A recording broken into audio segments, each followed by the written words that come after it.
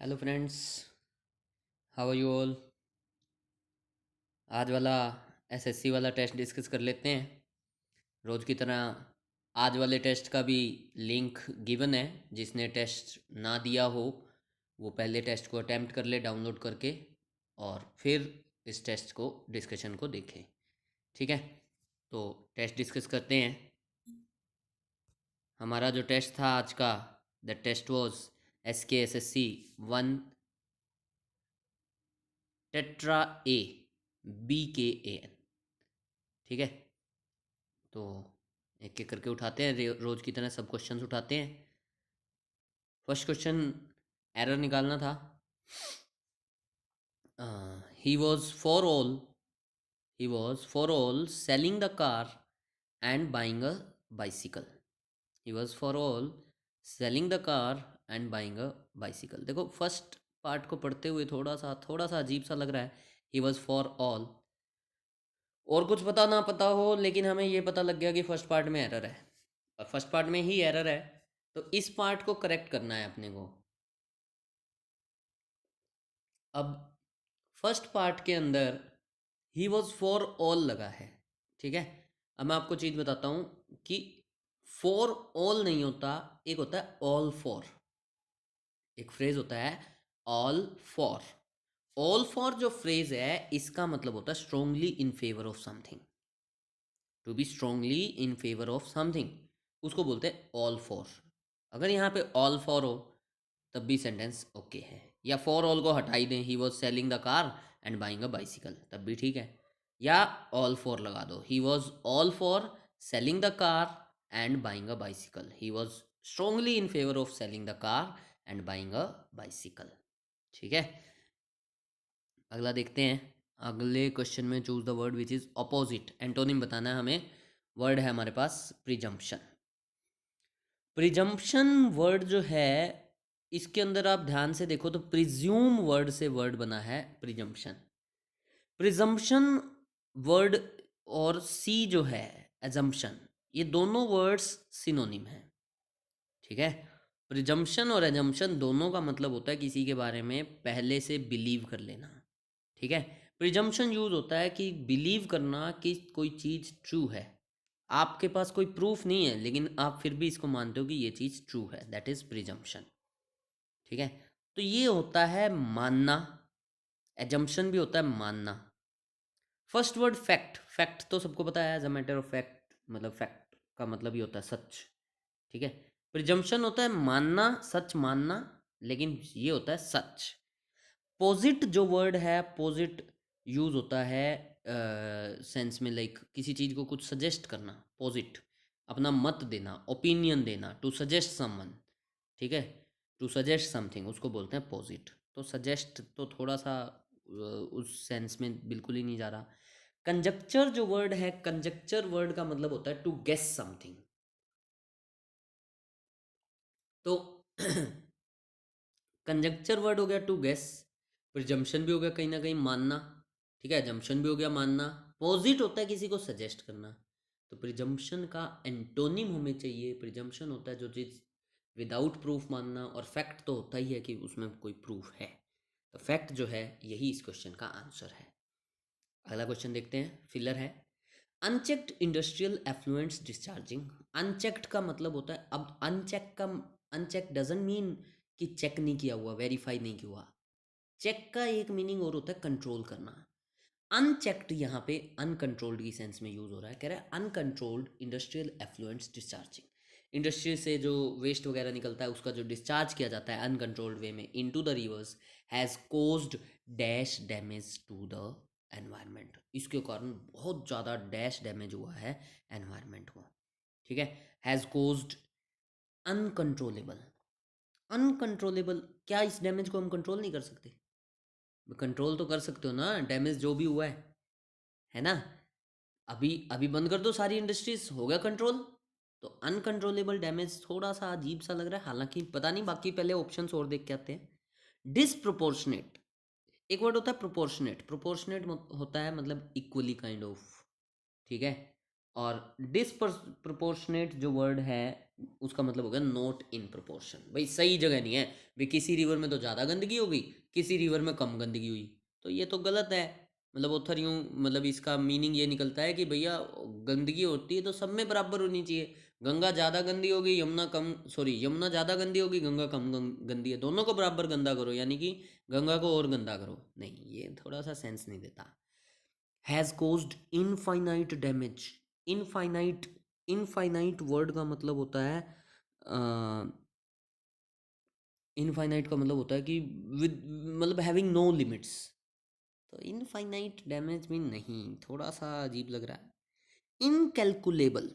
अब ये देखो, इनकैलकुलेबल का मतलब होता है कि जिसको आप कैलकुलेट नहीं कर पा रहे। ये भी बहुत ज़्यादा की सेंस में यूज़ होता है। इनकैलकुलेबल जो यूज़ होता है एक्सट्रीमली लार्ज की सेंस में यूज़ होता है। ठीक है, तो the rivers has caused extremely large, बहुत ज़्यादा डैमेज कर दिया है। और जनरली जिस चीज़ का अनप्लीजेंट कोज होना, अनप्लीजेंट जिस चीज़ का रिजल्ट हो, कॉन्सिक्वेंस हो, उसके लिए ही ये वर्ड यूज़ होता है। यही यहाँ पे करेक्ट ऑप्शन था, डी। अगला देखो, I am sorry I am late, I was dash up in traffic. I am sorry I am late, I was dash up in traffic. देखो ऑप्शंस बहुत अच्छे दिए थे इस क्वेश्चन के अंदर। डी ऑप्शन है ना, स्टक। स्टक जो है ऑप्शन देखते ही ना जनरली हम स्टक के साथ जाते हैं, ठीक है। लेकिन स्टक अप जो है ना, खाली स्टक वर्ड होता तो दैट वाज करेक्ट, ठीक है। लेकिन स्टक अप का तो मतलब होता है किसी चीज को स्टार्ट करने की सेंस में यूज होता है स्टक अप। खाली स्टक होता I was stuck in in traffic, ठीक था, ठीक है। लेकिन स्टक अप यहाँ पे यूज नहीं होगा, ठीक है। बी ऑप्शन जो है डिलेड अप, डिलेड ऑप्शन भी नहीं हो सकता। डिलेड अप नहीं होता, simple I was delayed by the traffic, ठीक है चलता। डिलेड अप इन ट्रैफिक ना। डिटेन, डिटेन जो वर्ड है, डिटेन का मतलब होता है किसी को फोर्स करना एक प्लेस पे रहने के लिए। I was detained up in traffic, traffic ये भी नहीं जा रहा। हेल्ड अप, देखो डिटेन का मतलब ये भी होता है मेक लेट, ठीक है। लेकिन डिटेन के साथ भी अप नहीं चाहिए। बचा ऑप्शन कौन सा, हेल्ड अप। हेल्ड अप का, हेल्ड अप के दो मीनिंग होते हैं। हेल्ड अप एक तो मतलब अपनी पकड़ मजबूत बनाए रखना, मतलब स्ट्रोंग बने रहना, दैट इज रिमेन स्ट्रोंग, उसको भी बोलते हैं हेल्ड अप, या मतलब होल्ड अप होता है, ठीक है। और सेकंड मीनिंग यूज होता है टू डिले। होल्ड अप का मतलब यूज होता है टू डिले, मेक लेट। तो I was make late in traffic, I was made late in traffic, traffic में मैं लेट हो गया। तो held up is the right answer. तो फ्रेजल वर्ब का क्वेश्चन था ये। अगला देखो, द लोअर, सेम मीनिंग, मतलब हमें वन वर्ड सब्सटीट्यूशन बताना है। The lower job on, job on in mammals and fishes. Mammals और फिशेस का जो जबड़ा होता है नीचे वाला, उसको क्या बोलते हैं। फर्स्ट वर्ड है ट्रंक। ट्रंक वर्ड के दो मीनिंग होते हैं। एक तो पेड़ के अंदर जो मेन पार्ट होता है, जो तना होता है, उसको बोलते हैं ट्रंक, ठीक है। ट्रंक का सेकंड मीनिंग होता है हाथी की जो सूंड होती है ना, उसको भी बोलते हैं ट्रंक, ठीक है। स्नाउट, स्नाउट वर्ड जो है ना, ये मैमल्स का, जो डॉगी देखा होगा, डॉगी की जो नोज़ होती है जैसे बाहर निकली हुई सी जो होती है, तो वो जो नोज़ होती है ना, उसके लिए यूज़ किया जाता है स्नाउट। बीक जो वर्ड है, बीक तो सुना होगा ज़रूर। बीक होता है चोंच, जो पक्षियों की, जो बर्ड्स की जो चोंच होती है, उसको बोलते हैं बीक। और मैंडिबल जो वर्ड है, ये यूज़ होता है जॉ बोन के लिए। जाबोन के लिए यूज़ होता है मैंडिबल, जबड़ा जो होता है। हमारे लिए जबड़े के लिए भी मैंडिबल वर्ड यूज़ हो सकता है, ठीक है। तो मैमल्स का, फिशिस का जो जबड़ा होता है उसको बोलते हैं मैंडिबल, ठीक है।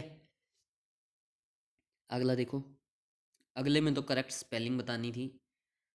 हिरार्की वर्ड होता है। हिरार्की जो वर्ड होता है, इसके अंदर क्या होता है, अथॉरिटीज़ डिवाइड की जाती हैं। जैसे आपने अगर मैनेजमेंट के बारे में सुना हो, तो मैनेजमेंट दो तीन टाइप की होती है। एक लोअर मैनेजमेंट होती है, एक मिडिल मैनेजमेंट होती है, और एक अपर मैनेजमेंट होती है, ठीक है। जैसे ऑफिस में देखा होगा, एक मैनेजर होता है, एक सीनियर मैनेजर होता है, कोई डिप्टी मैनेजर, कोई असिस्टेंट मैनेजर, ठीक है ना। सबसे नीचे असिस्टेंट मैनेजर, फिर डिप्टी मैनेजर, फिर मैनेजर, फिर सीनियर मैनेजर, फिर चीफ मैनेजर, फिर जनरल मैनेजर। तो ये जो सब चीज़ें हैं ना, ये होती है हिरार्की। तो एक ऐसा सिस्टम जिसके अंदर लोगों को अरेंज किया जाता है according to their rank, according to their importance, उसको बोलते हैं हिरार्की। जो सी ऑप्शन है वो इसकी करेक्ट स्पेलिंग है। ठीक है, अगला क्वेश्चन देखो। अ, वही उसको चेंज करना है हमें। फ्रेज रिप्लेसमेंट का क्वेश्चन है। The majority of the rain fed Indian rivers either dry up or become trickle after the monsoon. कह रहे हैं majority of the rain fed rivers जो हैं, मतलब इंडिया के अंदर जो ऐसी रिवर्स जो रेन से फीड होती हैं, मतलब रेन जब आती है तो बहती हैं, अदरवाइज वो क्या हो जाती हैं, ख़त्म हो जाती हैं। ठीक है, ईदर ड्राई अप, या तो वो सूख जाती हैं, और become trickle after monsoon. Trickle जो वर्ड होता है ना, इसका मतलब होता है नाला, मतलब छोटा सा रिवुलेट वर्ड होता है, मतलब छोटी सी नदी नाला जो होता है। और बिकम ट्रिकल नहीं आएगा, यहाँ पे होना चाहिए और बिकम। ऑप्शन देखते हैं, the trickle, a trickle, an trickle. देखो एन ट्रिकल तो हो ही नहीं सकता, और बिकम द ट्रिकल नहीं हो सकता। द ट्रिकल इसलिए नहीं हो सकता क्योंकि स्पेसिफिक नहीं है। ए ट्रिकल आएगा। Trickle is a common noun. Common noun कभी भी किसी भी सेंटेंस में विदाउट आर्टिकल यूज नहीं होता अगर वो सिंगुलर फॉर्म में है। फॉर एग्जाम्पल, मैं सेंटेंस बोलूँ आई एम बॉय, क्या ये सेंटेंस करेक्ट है? इस सेंटेंस को होना चाहिए आई एम ए बॉय। मैं ये बोलूँ आई एम टीचर, ना, क्या होना चाहिए, आई एम अ टीचर। ठीक है, तो हम कॉमन नाउन को विदाउट आर्टिकल यूज नहीं करते अगर वो सिंगुलर फॉर्म में आए तो इसीलिए ए ट्रिकल यूज होगा यहाँ पे। अगला देखो, ईडियम बताना है, सिंपल सा था ये तो। To add fuel to fire, आग में घी डालना। आग में घी डालने का मतलब क्या होता है, चीज़ को, सिचुएशन को और ज़्यादा ख़राब बना देना। Prevent fire from dying out, नहीं, कोई ऑप्शन नहीं है। Make the fire burn brightly, नहीं। मेक थिंग्स वर्स, चीज़ों को और ज़्यादा ख़राब कर देना।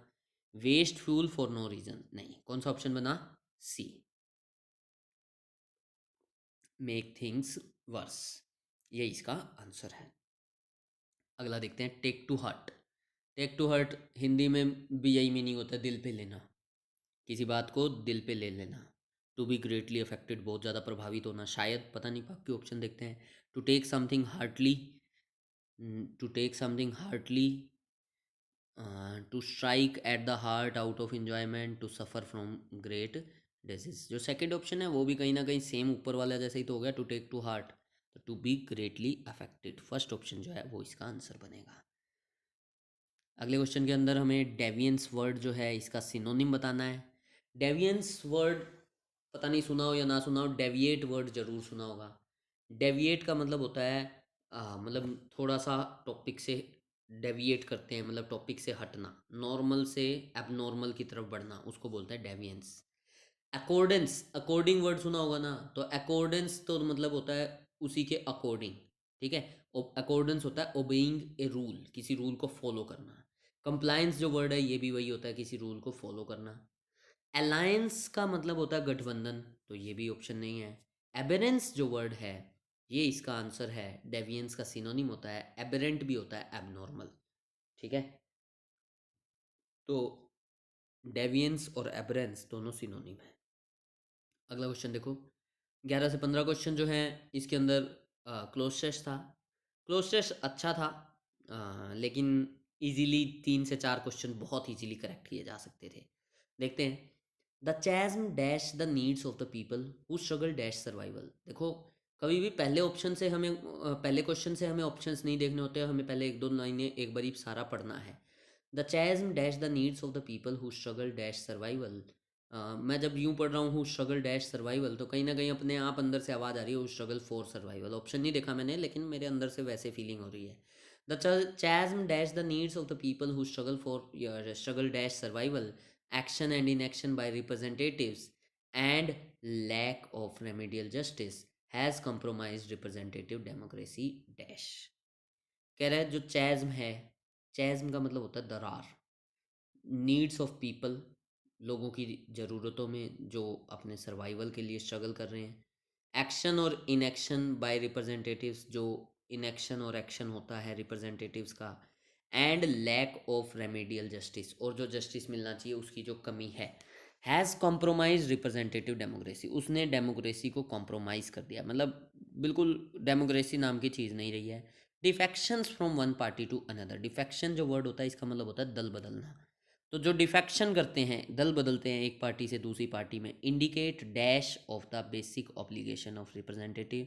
इससे पता लगता है कि जो बेसिक ऑब्लिगेशन है, जो बेसिक उनकी जो ड्यूटीज़ हैं रिप्रेजेंटेटिव्स की, वो अपनी ड्यूटीज़ को डैश कर रहे हैं। तो पता नहीं क्या कर रहे होंगे, कोई बात नहीं। Even dash their own people starve, जबकि उनके अपने पीपल जो हैं वो क्या हो रहे हैं, स्टाव हो रहे हैं, भूखे मर रहे हैं। ठीक है, अब देखते हैं। The chasm dash the needs of the people, the chasm between the needs of the people, the chasm of the needs of the people, the chasm about, the chasm in। देखो, अगर एक एविड रीडर हो तो ज़रूर chasm word सामने आया होगा, और chasm के बाद हमेशा आपको between मिलेगा। ठीक है, तो chasm between the needs of the people, chasm का मतलब होता है दरार, तो दरार दो चीज़ों के बीच में आएगी ना, तो chasm between the needs of the people who struggle for survival. ये तो मैं पहले ही बोल रहा था, फॉर सर्वाइवल, विद सर्वाइवल नहीं होगा, स्ट्रगल फ्रॉम सर्वाइवल नहीं होगा, स्ट्रगल ऑफ सर्वाइवल नहीं होगा, यहाँ पे होगा who struggle for survival. Action and inaction by representatives and lack of remedial justice has compromised representative democracy dash. Have come, ये अच्छा क्वेश्चन था। Has compromised representative democracy really, ठीक है, रियली वर्ड भी थोड़ा सा सही लग रहा है, मतलब सच में वो किया है। ठीक है, हैज़ compromised डेमोक्रेसी सुपरलेटिवली, सुपरलेटिवली तो मतलब होता है सुप्रीमेसी की सेंस में, सबसे ऊपर की सेंस में, थोड़ा सा ये वर्ड यहाँ पे फिट नहीं हो रहा। और देखते हैं, एनर्मसली, बहुत ज़्यादा डेमोक्रेसी को इसने कॉम्प्रोमाइज़ किया है, हो सकता है। टू मच, अब ये जो टू मच है ना, इसको देख के कईयों ने टू मच लगा दिया। ठीक है, लेकिन देखो दो चीज़ें होती हैं, एक होता है टू मच और एक होता है मच टू। एक तो होता है टू मच, मच से पहले टू, और एक होता है मच टू, मच के बाद टू। जो मच से पहले टू होता है ये हमेशा एडजेक्टिव का काम करता है। मच जो है एडजेक्टिव का काम करता है, जैसे मच वाटर, ठीक है, मच प्रेज। तो मच जो है वो एडजेक्टिव का काम करता है, तो हमें बस यही मान के चलना है कि जो टू मच है वो भी एडजेक्टिव का काम करेगा। टू जो है मच के लिए एडवर्ब हो गया। ठीक है, लेकिन जो मच टू है, दोनों का मतलब होता है बहुत ज़्यादा, लेकिन मच टू, टू जो है एक एडवर्ब है, तो मच टू जो है ये एक एडवर्ब का काम करता है।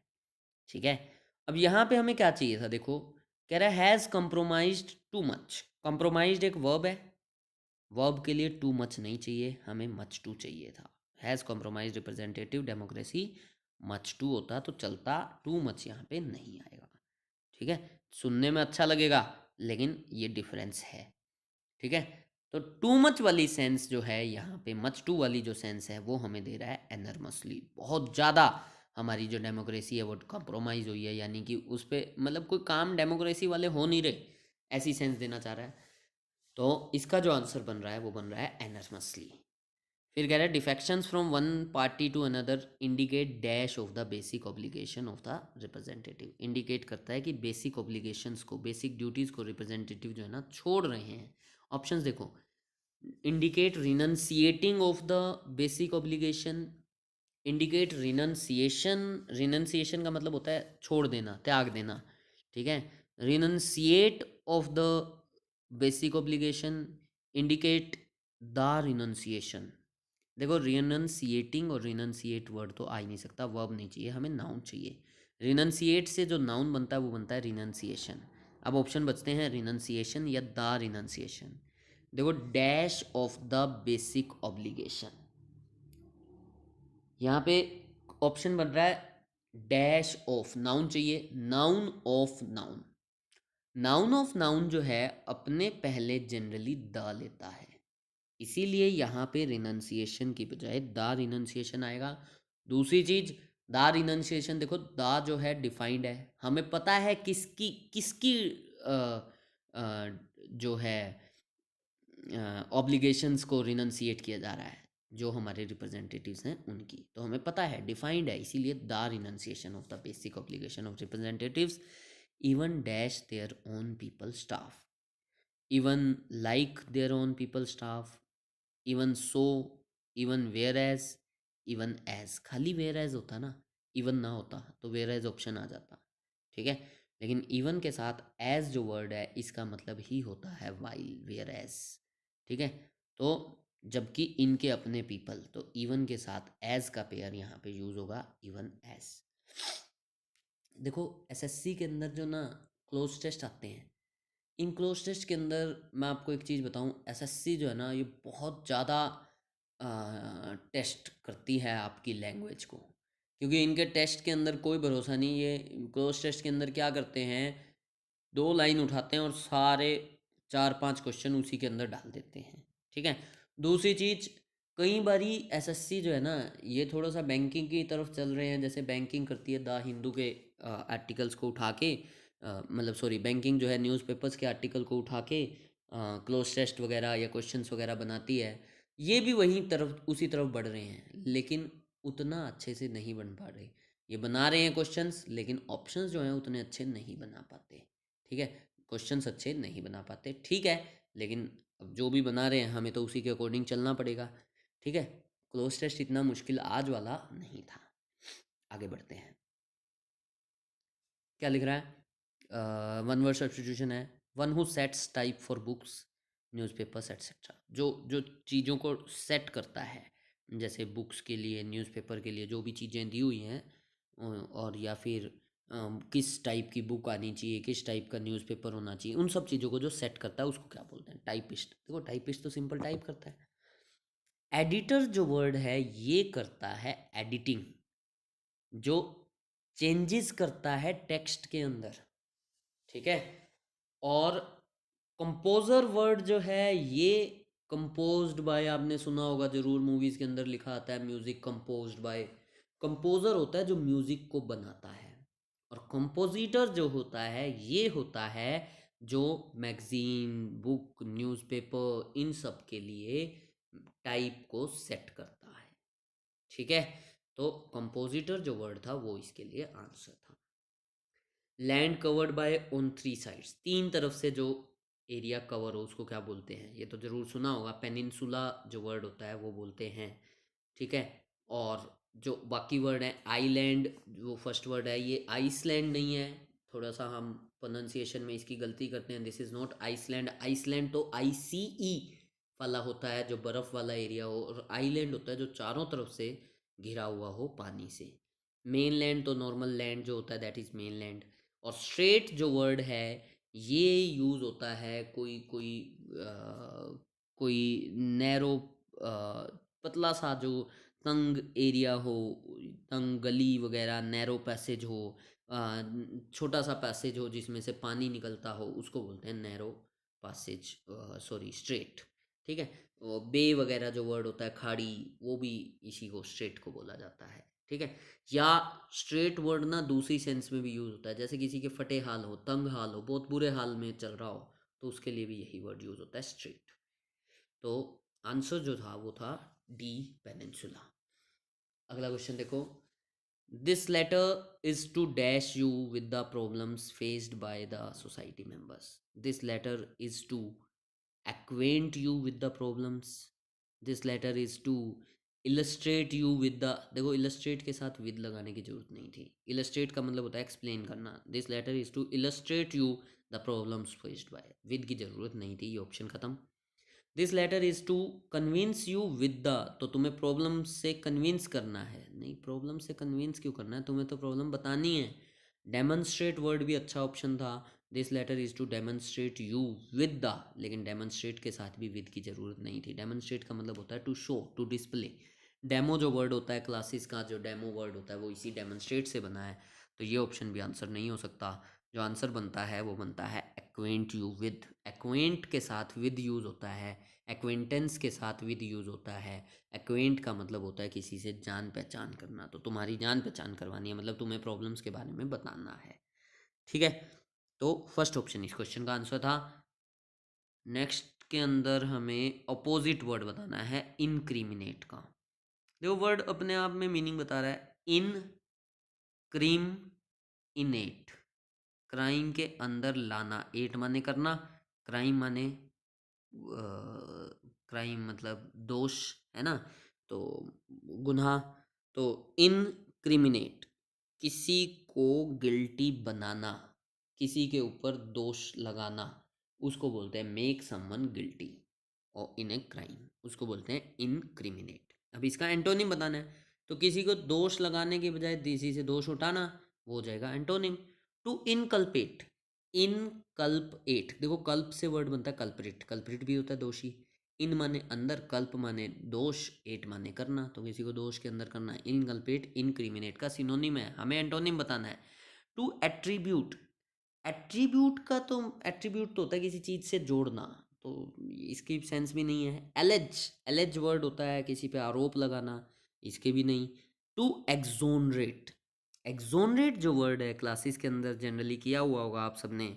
एक्सोनरेट जो वर्ड है इसका मतलब होता है बरी करना, ठीक है। हमें एंटोनिम बताना था, वो होता है किसी के ऊपर आरोप लगाना, इनक्रिमिनेट, एक्सोनरेट होता है बरी करना।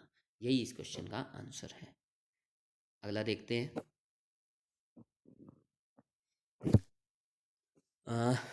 एरर का क्वेश्चन है, on being called all of us entered into the room. बहुत इजी क्वेश्चन था, एंटर के साथ इनटू यूज नहीं होता। एंटर के बाद इनटू यूज़ होता है, जैसे कभी एंटर इनटू बिजनेस, पार्टनरशिप, ये इनटेंजिबल चीज़ें आ जाए, लेकिन जब नॉर्मल आए, enter into the room, enter into the classroom, enter into the bathroom, enter into the house, तो एंटर के बाद इनटू यूज़ नहीं होता। तो यहाँ पे यही एरर था, एंटर के साथ इनटू यूज़ नहीं होगा। अगला देखो, I waited for you but you never turned up. मैंने तुम्हारे लिए वेट की बट यू नेवर, लेकिन तुम कभी भी, turn up, turn up word हमने अभी 2-3 दिन पहले भी सीखा था। टर्न अप मत का मतलब होता है टू बी प्रेजेंट, लेकिन तुम कभी भी नहीं आए, ठीक है। तो सेंटेंस जो है इसमें कोई भी एरर नहीं है, sentence is correct. No error वाले क्वेश्चंस में जनरली हमारे साथ प्रॉब्लम होती है कि नो एरर वाले क्वेश्चन को करने में बड़ी दिक्कत होती है, कि हमें तो लगता है कि नो एरर है, लेकिन हम डरते भी हैं कि कभी ऐसा ना हो कि हमें एरर मिल ना रहा हो। ठीक है, कोई बात नहीं, नो एरर था इसमें। अगला क्वेश्चन देखते हैं। कम quickly if you will catch the train. Come quickly, जल्दी आओ या जल्दी आना। इफ़ यू विल, अगर तुम ट्रेन को पकड़ लोगे, या अगर तुम ट्रेन को पकड़ना चाहते हो, कुछ ऐसा होना चाहिए ना। तो come quickly if you want to catch the train, शायद ये ऑप्शन हो सकता है, लेकिन पहले बाकी ऑप्शन देखते हैं। इफ़ यू शेल, वही विल लगा दिया, यू शेल तो वैसे ही नहीं लगना। इफ़ यू कुड, कह रहा कम क्विकली, जल्दी आओ, अगर तुमने ट्रेन जल्दी पकड़ी ना, ये भी ऑप्शन नहीं आता। तो ऑप्शन जो बनता है वो फर्स्ट बनता है, if you want to catch the train. आगे देखो, ये क्वेश्चन थोड़ा सा ठीक था। At the sound of the foot steps he turn round fast really.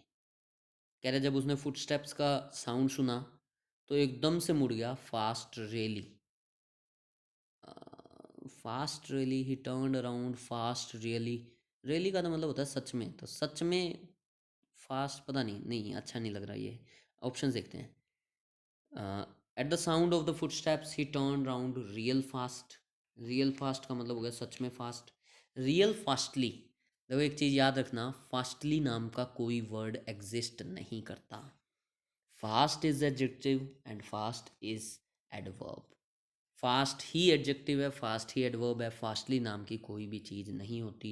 ये ऑप्शन तो वैसे ही ख़त्म हो गया। रियल फास्टर, यहाँ पे कंपैरिजन नहीं है, तो ये ऑप्शन भी नहीं आ सकता।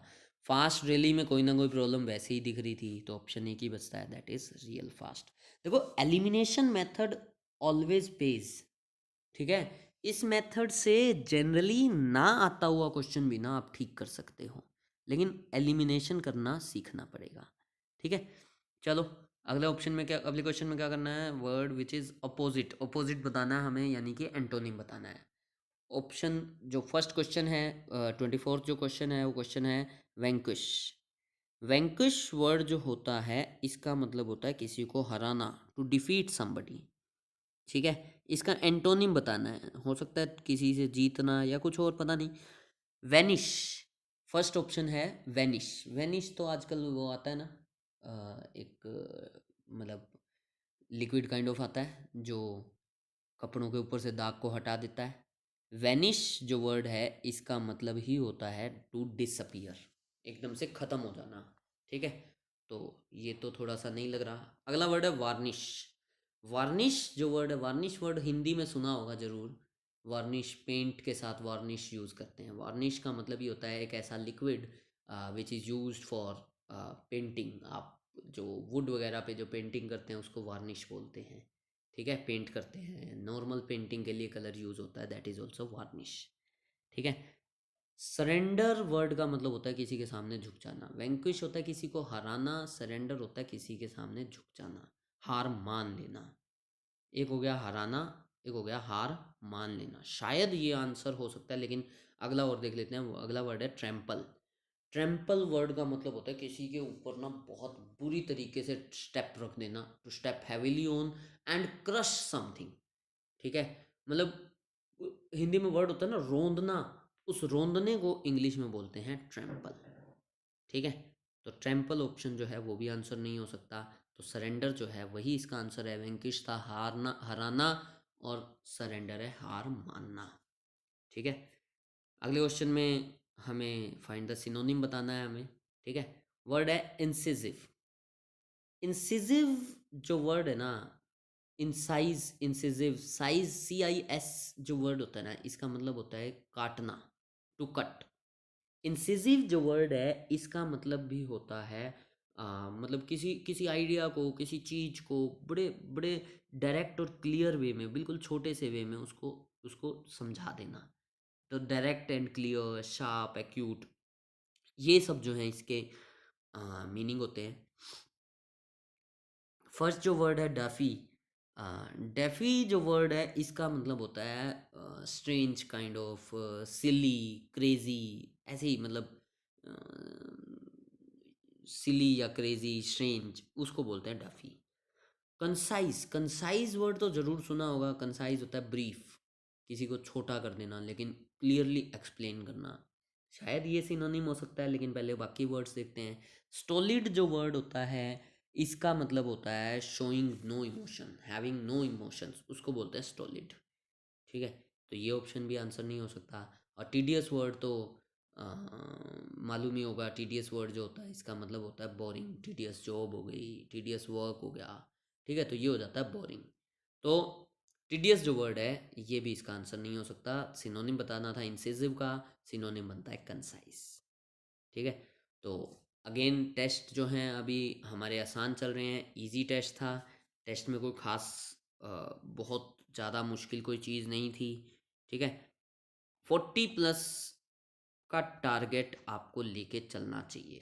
40+ means 20 questions correct. 20+ questions correct. हमारा जो टारगेट रहना चाहिए CGL प्री के लिए, वो यही रहना चाहिए कि हमें 40+ मार्क्स चाहिए। क्योंकि 40+ अगर लोगे तो देखो, SSC मतलब जो आपका रीजनिंग और मैथ्स है इसके अंदर आप 45+ ईजीली कर सकते हो, यानी कि दोनों के अंदर 90+ कर सकते हो। 90 मान के चलो, 40 इंग्लिश में मानो 130, एंड एटलीस्ट 30 का टारगेट GS के लिए भी रखना चाहिए। तो हमारा जो टारगेट एटलीस्ट 160 का होना चाहिए। ये एक सेफ पॉइंट होता है प्री के अंदर। तो इस टारगेट के साथ ही हम बढ़ेंगे आगे।